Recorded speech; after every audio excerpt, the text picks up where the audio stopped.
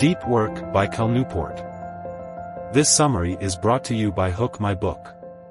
The author, Cal Newport, argues that in the current work world, professionals are valuing quantity over quality, which has led to a generation of young professionals who are not able to focus on deep work. To succeed in the current work world, Newport recommends that professionals prioritize their work and break away from technology and social media distractions. Deep work is a type of work that pushes your cognitive capabilities to their limit. It is important to remember that deep work is not just for people in the fields of academia or the creative arts. Deep work create new value, improve your skill, and create results that are hard to replicate. In fact, the shallow work that most people are doing now is a type of work that is easy to replicate and does not create much new value in the world. The reason why deep work is becoming less common is because of the rise of network tools, which have fragmented most people's attention into slivers. We spend so much time on our phones and computers, we're not spending enough time actually working. This has led to a shift in the way we work, where we're increasingly doing things that can be done more easily and quickly by machines. This has led to a decline in our ability to focus and deep work. Deep work is valuable. Deep work is a skill that is important in an information economy. There are two reasons why deep work is valuable. The first reason is because learning new things requires deep work, and the modern economy is dependent on complex systems that change rapidly. The second reason is that deep work has a large impact on rewards. In an information economy, the rewards go to the people who are able to produce the best work, which requires depth.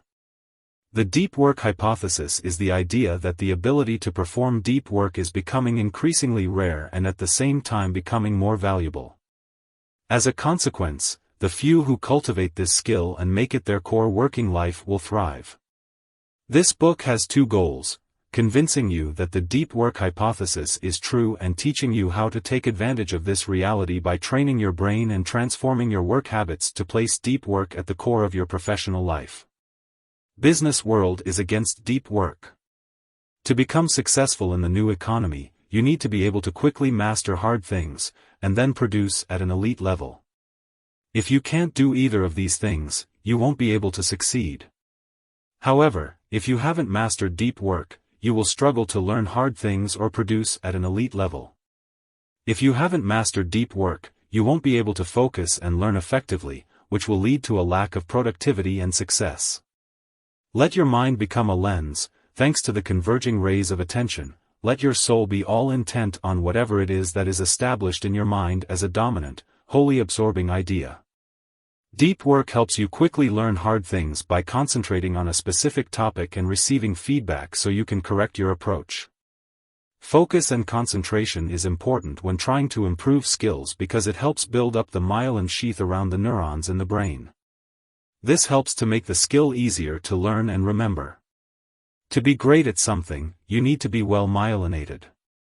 If you want to produce high-quality work, you need to spend time working on a task intensely and without distractions. If you're not comfortable doing this, you won't be able to achieve the great performance. The author says, although deep work is important, it's not the only skill that is important in our economy. The author also argues that there are certain professions where deep work is not as important. For example, salesmen and lobbyists who need to be constantly connected to their clients, and managers who need to be able to respond quickly to their team's problems. Distractions are expensive. In the 21st century, the trend in the workplace is to have employees who are more serendipitous and collaborative. This means that employees are expected to be constantly available to communicate and collaborate with others. This can be a detriment to deep work, because it takes away from the time an employee can spend deep in thought. Tom Cochran's experiment showed that employees at Atlantic Media were spending a lot of time processing emails, and he gathered company-wide statistics to measure the impact.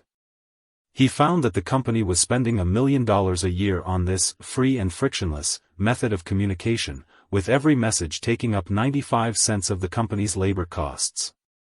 The principle of least resistance, PLR, says that in a business setting, people will tend to do things that are easy or least difficult to do. This is why most workplaces have a culture of connectivity, because it is easier to get an answer to a question or send a message immediately than it is to wait a few minutes. However, Perlow's study showed that this culture of connectivity actually hurts employees' productivity and well-being.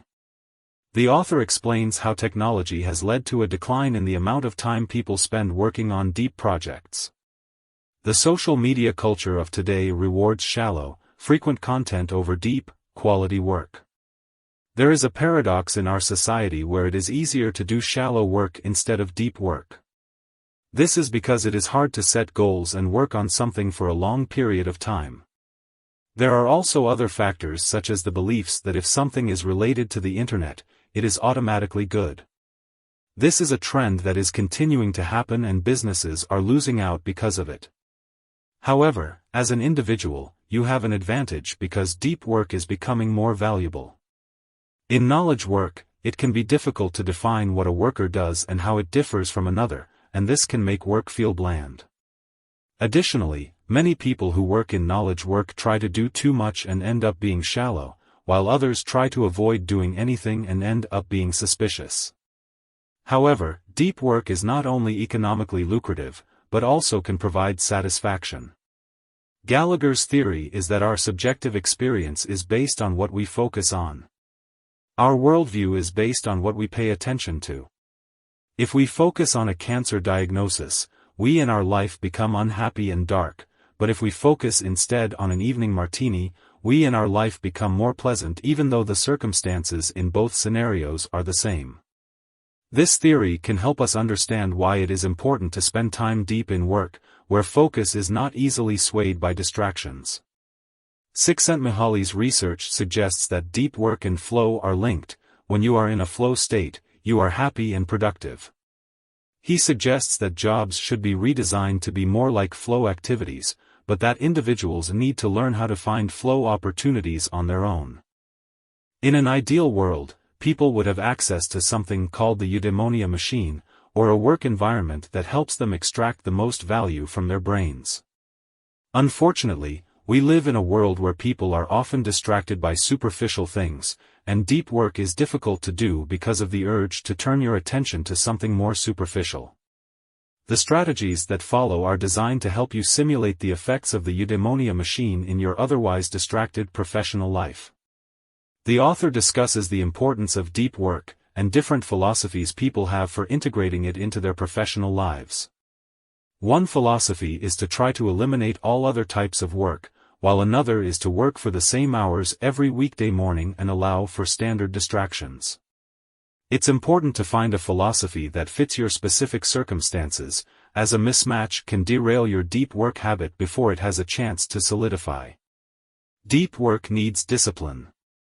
The author suggests that those who create valuable things, like Pulitzer Prize-winning biographers and scientists, usually have a systematized work ethic. This means that they have a set routine for their work, and that this routine is very specific and rigid. These people often work in a specific location and for a specific amount of time, and they must follow specific rules while working. Additionally, these people need to have access to food, water, and rest in order to stay focused and productive. Finally, these people need to have a system in place to support their deep work sessions. This system should include rules about what can and cannot be done while working, as well as guidelines for how to eat, drink, and exercise in order to keep the mind clear. Great people values deep work. Bill Gates was famous for taking think weeks, periods of time where he would leave his work at Microsoft to retreat to a cabin to think deeply. Gates decided that the internet was going to be a big force in the industry, and came to this conclusion while on one of these think weeks in a cabin in the woods behind his house. MIT physicist and award-winning novelist Alan Lightman also retreats each summer to a tiny island in Maine to think deeply and recharge. At least as of 2000, when he described this gesture in an interview, the island lacked internet, but didn't even have phone service. Not everyone has the freedom to spend 2 months in Maine, but many writers, including Dan Pink and Michael Pollan, simulate the experience year-round by building, often at significant expense and effort, writing cabins on their properties. The grand gesture represented in the design and building of the cabin for the sole purpose of enabling better writing is what gives these writers their value. The 4 disciplines of execution outline 4 disciplines that are essential for effective execution. The first discipline is focus, which is the ability to direct an organization's energy to a few ambitious goals. The second discipline is act, which is the ability to take specific actions that will improve results. The third discipline is keep a compelling scoreboard, which is the ability to track and measure results. The fourth and final discipline is create a rhythm of accountability, which is the ability to have regular meetings to review results and plan for the future. For an individual focused on deep work, the implication is that you should identify a small number of ambitious outcomes to pursue with your deep work hours. The general exhortation to spend more time working deeply doesn't spark a lot of enthusiasm. To instead have a specific goal that would return tangible and substantial professional benefits will generate a steadier stream of enthusiasm. The author discusses 2 reasons why downtime can be helpful for productivity. First, by allowing conscious deliberation time to rest, the unconscious mind is better able to sort through complex professional challenges, and second, by providing an opportunity for directed attention to replenish, downtime can help improve concentration. People who often multitask have a harder time concentrating deeply, and those who often multitask have a harder time recovering from periods of distraction. When you are trying to focus on a task, it is important to avoid distractions and to train your brain to be able to focus for extended periods of time. Take intentional breaks. Don't take breaks from distraction. Instead, take breaks from focus. Many assume that they can switch between a state of distraction and one of concentration as needed, but once you're wired for distraction, you crave it. Motivated by this reality, this strategy is designed to help you rewire your brain to a configuration better suited to staying on task. The strategy is to avoid distraction during scheduled breaks and to instead focus during these breaks. This is to help rewire the brain to a configuration better suited to staying on task. The strategy is to keep a notepad near your computer to record the next time you're allowed to use the internet, and to avoid the internet altogether outside of these times. Productive meditation is when you focus on a specific task, such as writing an article, without being distracted by other things. It's a way to improve your concentration and distraction-resisting skills. You should practice it at least 2 or 3 times a week, and it takes some patience to get good at it. When you are deep in thought, your mind can easily wander away from the task at hand. To combat this, you should periodically remind yourself to focus and to return to the problem later. Another way to loop is by thinking about the same thing over and over again. To combat this, you should have a plan for deep thinking and structure your thoughts. The craftsman approach to tool selection is to identify the core factors that determine success and happiness in your professional and personal life and adopt a tool only if its positive impacts on these factors substantially outweigh its negative impacts. Quit social media. Malcolm Gladwell, Michael Lewis, and George Packer all believe that Twitter is not useful for professional writers because it offers too much accessibility and distraction. These writers use other tools to achieve their goals, such as deep research and careful writing, and do not feel that Twitter offers them enough advantages to offset its negatives.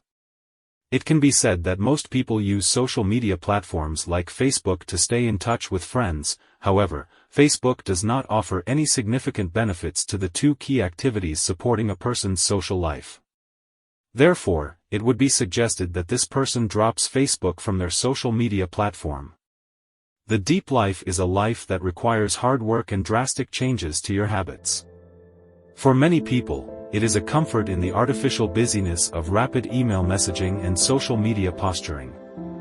However, if you are willing to sidestep these comforts and fears, and instead struggle to deploy your mind to its fullest capacity to create things that matter, then you will discover, as others have before you, that depth generates a life rich with productivity and meaning. End of the summary. Thanks for listening.